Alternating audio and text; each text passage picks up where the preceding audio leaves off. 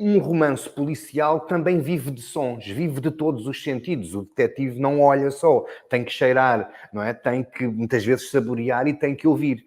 E se prestarmos atenção ao enredo acústico, aquilo que em inglês se chama soundscape, percebemos que essa mesma paisagem acústica, através do clima, por exemplo, que faz parte da paisagem inglesa, através dos sons das folhas secas no exterior, os sons interiores da casa, os empregados que escutam à porta e que cuscovilham a vida dos patrões e são depois essenciais para resolver o caso. Portanto, não é aquilo que se viu que ajuda a deslindar o caso, mas sim aquilo que se ouviu, a paisagem acústica ou sonora. E isso é muito interessante, numa altura em que precisamos de tanto silêncio e em que há tanto ruído por aí a popular. Mas, de facto, é muito interessante analisarmos mais do que a paisagem visual, analisarmos a paisagem olfativa, por exemplo, os sons aos quais o cheiro do o cheiro do veneno, não é? Os cheiros que o detetive tem que descodificar para resolver o enigma. E, por outro lado, depois há não só os sons, mas também os silêncios. E os silêncios são importantes. Tal como o criminoso se mantém em silêncio para não ser apanhado, também Poirot, nesse primeiro romance da Agatha Christie, o caso de Styles, que é a casa onde o crime tem lugar, utiliza estrategicamente o silêncio para depois apanhar o criminoso silencioso. Não é? E há sempre uma divisão muito interessante entre o interior da casa e o exterior, e é sempre através de uma janela aberta que as personagens que chegam raramente chegam, ou seja, sem ser o núcleo familiar, os exteriores, os agentes da Scotland Yard, chegam não visualmente, mas acusticamente. As personagens já estão dentro da casa, dentro de Styles, e há uma janela aberta que funciona como um espaço liminar entre o interior e o exterior, e é sempre através daquela janela aberta que se ouve um automóvel a chegar, que se ouve os passos dos agentes da Scotland Yard. Portanto, o som funciona também como anúncio e prenúncio de personagens e muitas vezes de desgraças. E depois o Paulo poderá comentar isso. No filme, essa dimensão sonora, acústica, ainda é mais adensada com a banda sonora. Quer a do genérico, quer depois todo o tipo de arranjo sonoro e musical que é construído para, muitas vezes, até influenciar as expectativas do telespectador, não é? Portanto, mas é muito interessante a forma como a Agatha Christie utiliza o jogo entre os silêncios e os ruídos, a forma de falar das personagens e até muitas vezes colocando a expressão facial, descrevendo simultaneamente a expressão facial e a voz da personagem, sem ter que explicar o que é que está a acontecer. Os advérbios de modo, a adjetivação daquilo que a personagem diz e a forma como diz, dizem muito, quer da personagem, quer de toda a situação. Paulo, eu ia-te colocar aqui a questão, o Rogério falou muito dos sons, mas o cinema vive muito da imagem e dessa fotografia. A tua experiência ligada ao cinema, aliás, tu tens aqui uma dupla experiência, tu estudaste medicina, mas estás ligado à imagem. Esta parte da imagem, da fotografia, de uma literatura, de uma obra literária, como é que um produtor, um realizador consegue levar toda esta riqueza, muitas vezes, do livro para o mundo do cinema? Bem, eu acho que o cinema tem privilegiado, se calhar, os romances mais espetaculares, digamos assim, que têm imagens mais fortes, digamos, e, portanto, se bem que nos primeiros filmes, a preto e branco ainda, por exemplo, no caso do Poirot, não é? Que foram feitos ainda alguns filmes a preto e branco, mas depois, a partir de que aparece, vá lá, vão buscar o crime no Expresso do Oriente, não é? Que é um dos primeiros mais espetaculares. Eu acho que vão buscar sítios, imagens e também a morte no Nilo, não é? E todo o esplendor das paisagens e que seguiram-se logo a morte ao sol e a morte em ruínas. tudo em lugares que já de si trazem mais um contributo de paisagem e de espetáculo para o cinema, portanto, e isso foi importante para ir buscar esses filmes. Aliás, vemos que depois foram buscar novamente alguns desses filmes atualmente, não é? O Crime do Expresso Oriente, que 2017, e em breve outra vez uma nova Morte no Nilo, que vai estrear a 17 de dezembro nos cinemas em Portugal também, e em que vamos rever novamente aquelas paisagens do Egito e todo aquele mistério que ainda por cima nos traz a parte da cena, do fundo de paisagem, das pirâmides, tudo isso, não é? Acho que o contributo da imagem, o cinema foi buscar, se calhar, os contos que davam imagens mais espetaculares e mais interessantes. Mas é engraçado que também não é só a imagem, depois o que compõe o cinema também vai ser os atores e os realizadores, não é? Portanto, o trio todo que vai fazer. Há um telefilme de 1973, salvo erro, 1987, ok, que se chama o Murder by the Book, em que está em cena a Agatha Christie e o Poirot, e o Poirot é o Ian Holmes, que faz de Poirot, e em que o Poirot e a Agatha Christie falam de quem é que foi o melhor ator que foram buscar atores para te interpretar, ao Poirot, não é? No cinema, ela própria a dizer, foram normalmente buscar pessoas gordinhas e como o Charles Laughton e outros, e o próprio Peter Ustinov, de certa maneira, e o Ian Holmes responde-lhe, não, mas então o Albert Finney, por exemplo, não é uma pessoa assim forte, então... E ela diz, sim, mas tem um bigode ridículo, não é? Por exemplo, é engraçado a conversa deles próprios, dos dois, a falarem de quem é da melhor interpretação ou de quem era o ator que tinha interpretado melhor o papel do Poirot. Achei graça a essa situação. Nós, por vezes, temos este hábito de dizer que a obra literária é melhor que o filme. É essa a tua opinião, que quando existem estas adaptações sentes esse decalagem entre aquilo que uma pessoa pode sentir no silêncio da leitura e depois a questão quando é posta no cinema? É uma questão muito interessante, até ao trocadilho. Eu gostei muito de ler o filme e de ver o livro, o romance.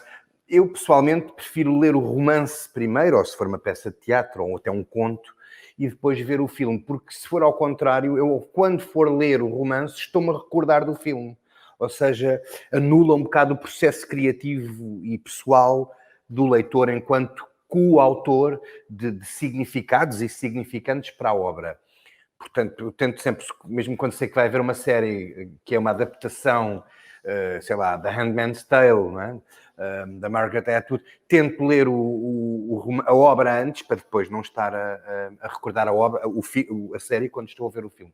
Mas há toda uma área de estudos dentro dos estudos literários e culturais, que é Adaptation Studies, os estudos de adaptação, em que se estuda exatamente como é que um romance ou um conto ou um jogo, um videojogo, é adaptado em filme. E muitas vezes como é que depois um filme também pode dar aso a narrativas escritas. Portanto, e há muita coisa que se ganha e há muita coisa que se perde. Há muita coisa que é possível fazer visualmente, que é impossível fazer na escrita e portanto, ganha-se e perde-se. Eu tenho um bom exemplo, que é o romance Orlando, da Virginia Woolf, em que eu adorei o romance e gostei tanto do filme, com a Sally Potter, da Sally Potter, gostei tanto do filme como do romance. Portanto, há casos mais felizes do que outros, e depois depende da sensibilidade, da estética de cada um. Mas existe cada vez mais, e o que é interessante é que essa adaptação, se for feita por canais de televisão conhecidos, hoje em dia por Netflix, HBO, não é? Portanto, as coisas mudaram vertiginosamente, não é? Já não tem que ser a televisão nem o cinema, pode ser um sistema como a Netflix, mas o facto de Hollywood, que até há bem pouco tempo era quem o fazia mais, pelo menos no cinema, pegar numa obra literária como a da Agatha Christie, Jane Austen, a saga do Harry Potter, catapulta esse universo possível e às vezes impossível da literatura para a cultura popular e de massa, porque e é um garante que a obra venderá muito mais do que o que venderia se não tivesse sido adaptada como filme ou como série. Portanto, a adaptação do cinema acaba por introduzir essas personagens e esses universos na cultura popular, não é? E na nossa cultura visual, não é? Não há telespectador da nossa geração que não reconheça o Poirot, por exemplo, pelo menos o Poirot interpretado pelo autor que está no convite que vocês brilhantemente fizeram. Portanto, essas personagens visuais, não é? que eram literárias e passam a fazer parte da nossa cultura visual, passam a fazer parte do nosso imaginário. Não é? Assim como, sei lá, a Alice no País das Maravilhas Disneyificada, não é? Portanto, todos nós, mesmo um jovem que não tenha lido a Alice no País das Maravilhas, vê aquela Alice da Disney e reconhece a Alice no País das Maravilhas. Portanto, pelo menos existe essa benesse, mesmo para quem costuma criticar essas adaptações, eu não faço crítica nenhuma, mas existe essa benesse que é de tornar conhecidas personagens e universos literários e culturais, os tais mundos possíveis e impossíveis da literatura, a um número muito grande de telespectadores, através dessas adaptações que também se chamam traduções intersemióticas, ou seja, a tradução, estamos a adaptar um romance para um filme, traduzimos o filme da linguagem escrita para a linguagem audiovisual. E por vezes escrita, se for legendado, é escrito também, não é? Portanto, este jogo de intermedialidades é muito interessante. E agora já entram os videojogos ao barulho também, não é? Portanto, isto nunca mais para e não vai parar. Eu, antes de passar aqui ao Paulo, eu vou dar aqui um pouco da experiência que está a acontecer agora no Museu da Farmácia, Paulo, que é um pouco...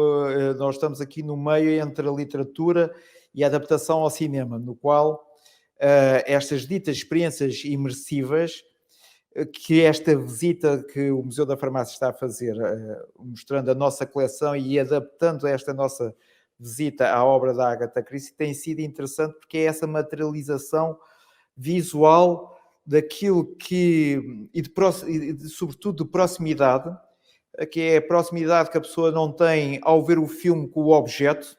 Portanto, nós estamos a ver o sarcófago, mas no filme, ou a ler, mas aqui vê-se o sarcófago, e esta realidade tridimensional está a ser muito interessante daquilo que está a ser feito aqui no Museu da Farmácia, mas tem sido um esforço muito interessante de como jogar este jogo que o cinema acaba por também fazer muito, o jogar aqui a imagem com a atenção e o pormenor para tornar esta comunicação mais interessante. Mas, Paulo, gostava-te só também de colocar uma outra questão. Tu achas que a riqueza e o sucesso das versões britânicas, sobretudo da ITV com o David Suchet, também ganhou exatamente pelo cuidado do pormenor, da parte visual, da recriação dos ambientes, ou achas que isso é um pormenor que não é importante numa adaptação, no caso da Agatha Christie? Não, eu acho que é interessante ver que o David Suchet e os episódios televisivos, não é? Da série televisiva, começam em 1989, quando acabou, digamos, a série de filmes do Peter Ustinov, e antes tinha havido do Alberto Finney. Portanto, 74 78, 82, 88 e em 89 a televisão apodera-se do Poirot. Portanto, o David Suchet faz 70 episódios para a televisão, praticamente até 2013. Portanto, é quase que seca tudo em relação ao cinema, especialmente, e à figura do Poirot. Claro que há outras coisas, há documentários. Aliás, é muito engraçado um documentário do David Suchet, quando, enfim, sai de ser Poirot em 2013, que é Being Poirot, em que ele e as pessoas que construíram o personagem, é um telefilme, que depois está editado até também em vídeo, em que ele conta como é que constituiu aquele personagem. E, de facto, popularizou ainda mais, assim se pode dizer, apesar dos livros da Agatha Christie serem muito populares, e sempre foram, ela era talvez das escritoras mais populares do mundo inteiro, não é? Traduzida a quase 100 línguas, mas acho que ele secou praticamente até essa altura. Quando se retirou, bem, aí começa pronto, aí começam já a pensar outros projetos, e é o caso então do Kenneth Branagh, que agora está a fazer essa pesquisa outra vez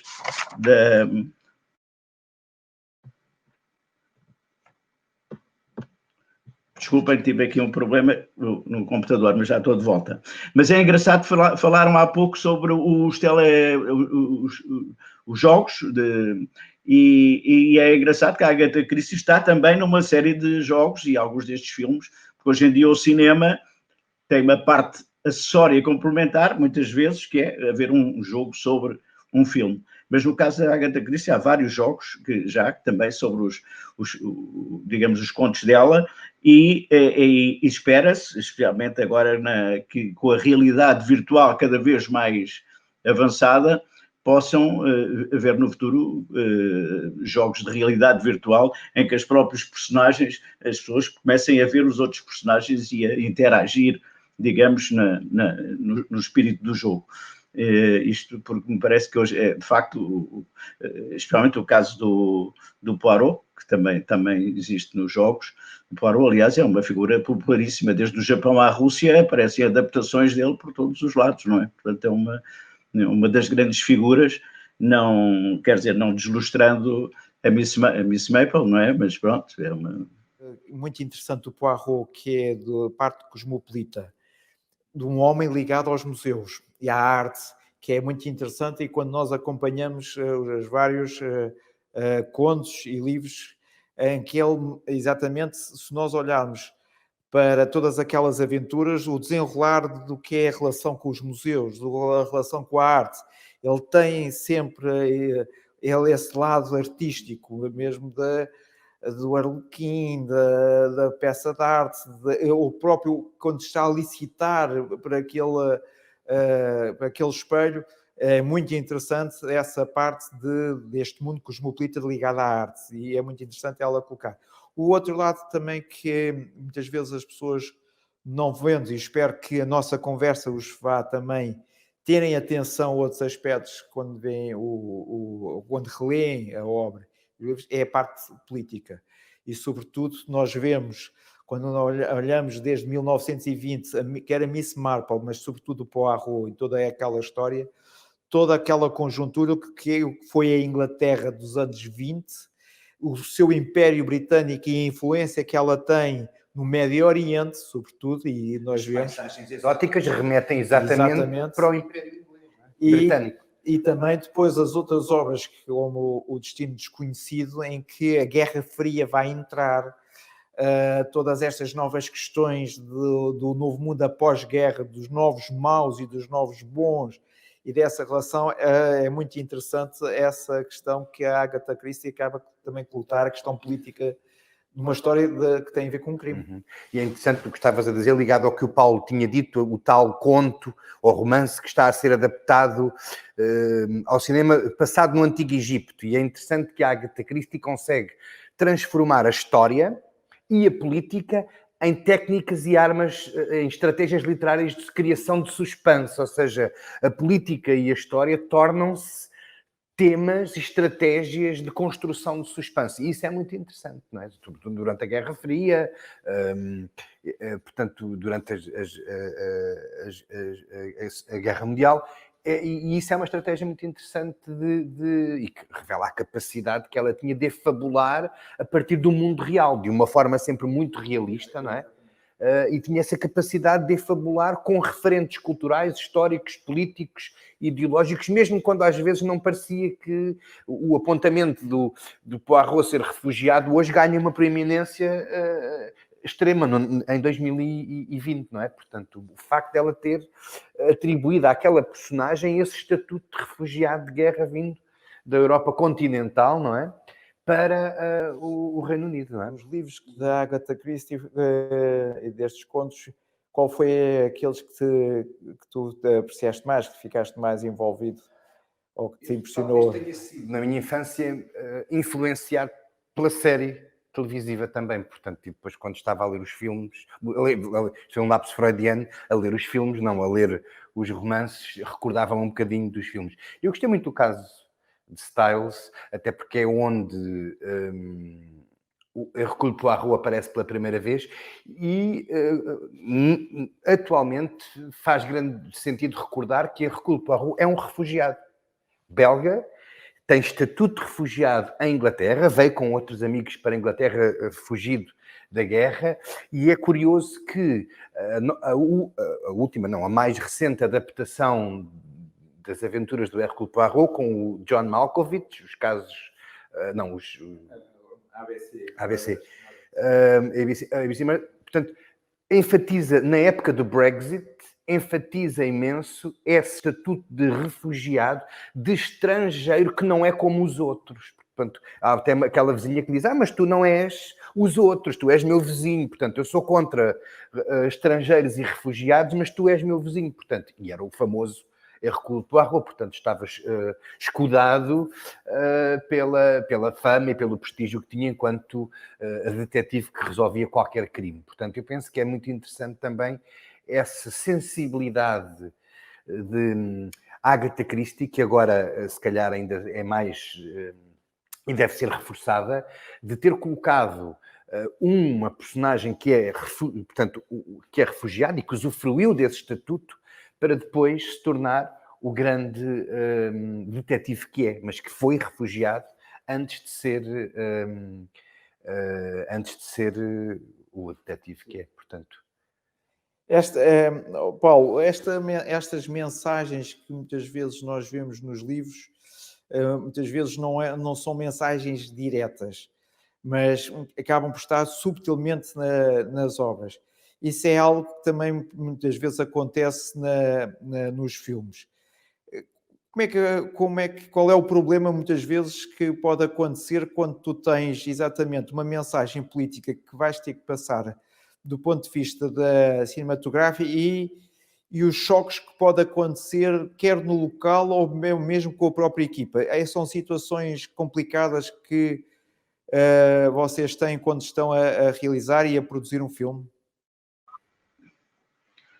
Sim, há muitas situações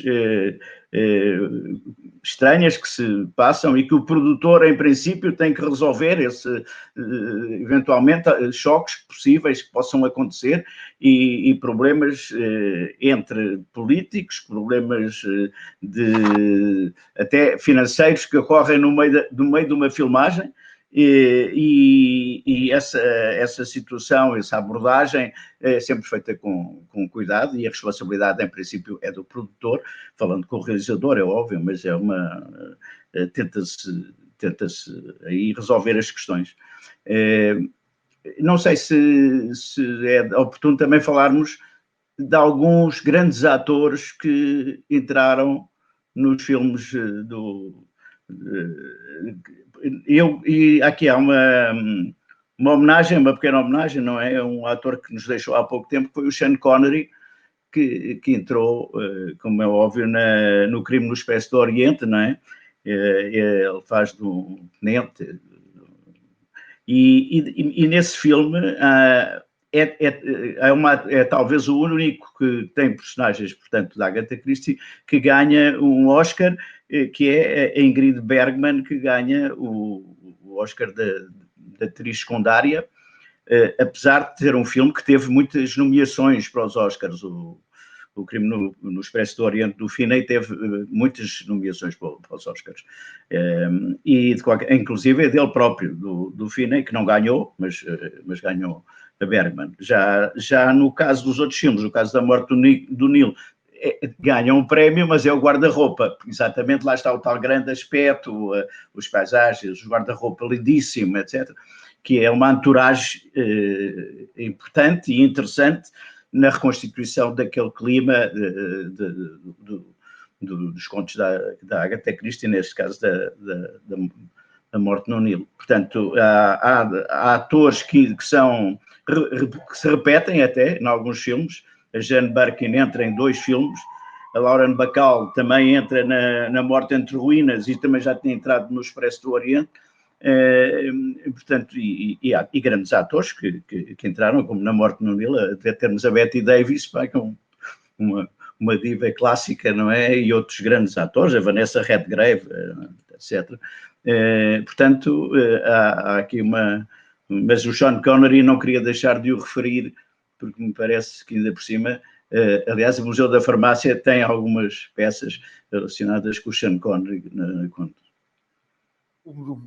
O Museu da Farmácia tem esta qualidade que é ter quase tudo como uma boa farmácia. E o filme que estás a fazer referência, e que nós temos 2 peças, é o filme Medicine Man, feito no Brasil. Tem tudo a ver, quando eu adquiri aquelas 2 peças para o museu, tem a ver exatamente até com este momento, que é a procura de uma cura, e o Sean Connery está ali como cientista à procura da cura para o cancro. E é obrigado por teres feito essa referência ao Sean Connery, porque é também uma justa homenagem que o Museu da Farmácia faz exatamente ao Sean Connery, dele enquanto ator, mas também enquanto cientista no Medicine Man, que descobre a cura contra o cancro e toca também um lado muito interessante, que é a questão da sustentabilidade ambiental e dos conflitos ambientais no Brasil entre os madeireiros e a devastação, a desflorestação da Amazónia. Obrigado, Paulo, por teres feito esta ponte também aqui ao Museu da Farmácia. O museu tem ainda outra referência, que acho que ainda não está em exibição, mas que irá ser exibida a partir do próximo ano, que tem a ver com outro detetive mundialmente conhecido, o Sherlock Holmes. Quer falar sobre essa recente aquisição do museu? Ela não é recente, okay. Mas o Museu da Farmácia também tem, não é uma relação direta com o Sherlock Holmes, mas sim com o Conan Doyle, o criador. Não é? O Museu da Farmácia tem o diploma de licenciatura de médico, porque muitas vezes as pessoas não conhecem o Conan Doyle como médico, mas sim como o autor da obra, mas ele tirou o curso de medicina. Temos a farmacopeia pelo qual ele estudou e uma caricatura muito interessante que ele fez quando acabou o curso, que é ele com o diploma a dizer License to Kill. Portanto, não deixa de ser interessante esta visão que ele tinha da própria medicina. Mas nós tentamos, e obrigado também, Rogério, nós tentamos que o museu possa também ter, e foi isso que nós fizemos com a Agatha Christie, estas pontes, estas ligações que existem no mundo que anda à nossa volta, quer do ponto de vista histórico, mas como disseste muito bem, na nossa cultura visual, e que Hollywood e outras obras. Aliás, o Paulo está aqui, eu conheci o Paulo quando ele esteve ligado ao comboio para Lisboa, certo, Paulo?